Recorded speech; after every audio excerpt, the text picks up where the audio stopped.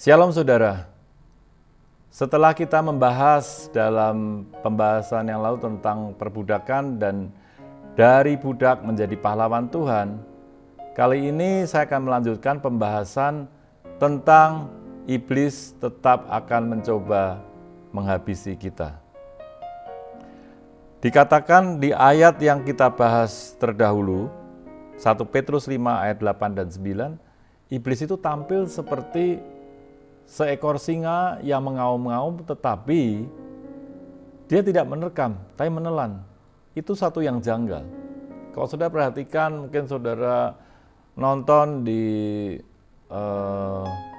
National Geographic tentang bagaimana kehidupan singa, dia akan mengejar mangsanya, menerkamnya, mencapik-capiknya, mengoyakkan dagingnya, dan kemudian baru ditelan. Kenapa bisa dikatakan ini menelan? Kalau saudara perhatikan gambar yang dalam tayangan ini, singanya itu adalah singa ompong yang tidak mempunyai gigi sama sekali, bahkan tidak mempunyai cakar sama sekali. Kenapa seperti itu? Ingat, ketika Yesua disalibkan 2000 tahun yang lalu, dia sudah menghabisi kekuatan musuh-musuh kita, yaitu singa yang mengaum-ngaum tadi sudah kalah dan sudah rompal semua gigi-giginya, taring-taringnya, termasuk kuku-kukunya. Tapi memang belum diberikan hukuman kepada singa jelek tua itu. Jadi mereka masih eksis singa ini. Cuma dia tinggal mengaum-ngaum, seperti mengeluarkan suara-suara hoaks yang membuat semua orang ketakutan dengan aumannya. Oh, hari ini engkau akan kena COVID misalnya. Sehingga saudara ketakutan. Aduh, saya tertular. Aduh, bagaimana nanti? Apakah saya bisa mempertahankan hidup? Atau anakmu yang ada di luar kota, dia sedang bergaul dengan teman-temannya yang tidak baik, dan saudara mulai khawatir dan ketakutan. Itu yang pekerjaan daripada auman singa ompong tadi.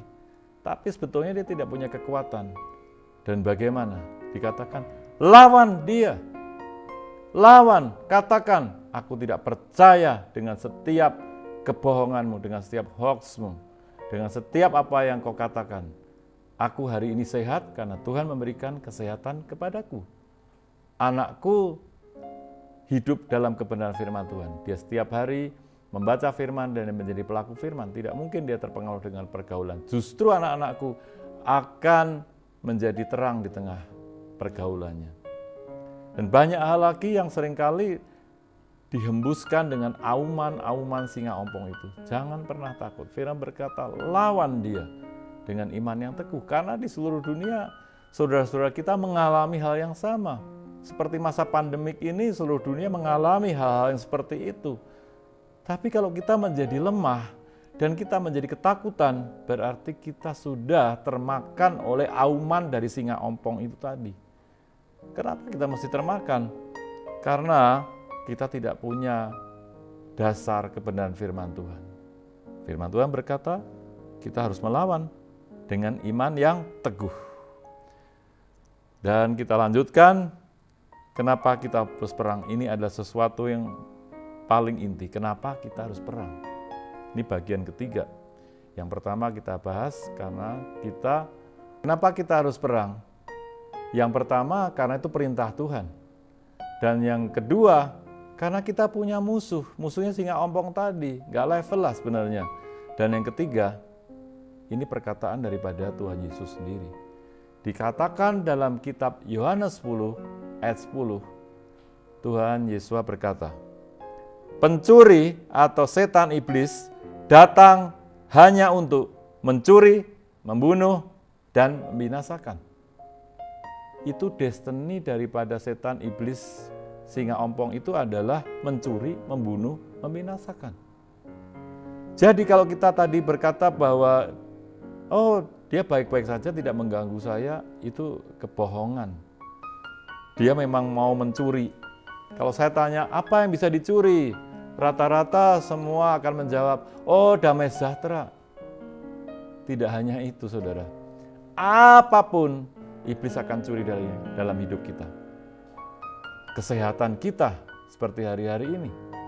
Apalagi masa depan, keluarga kita, pendidikan anak-anak kita, bahkan keharmonisan keluarga, dia bisa curi. Pekerjaan kita, dan semua yang jahat, iblis akan buat dalam hidup kita. Dia curi semua, bahkan jam-jam doa pun dalam hidup kita, dia bisa curi. Sehingga kita tidak lagi punya jam doa, tidak lagi punya persekutuan pribadi dengan Tuhan. Setelah mencuri, dia akan berusaha membunuh.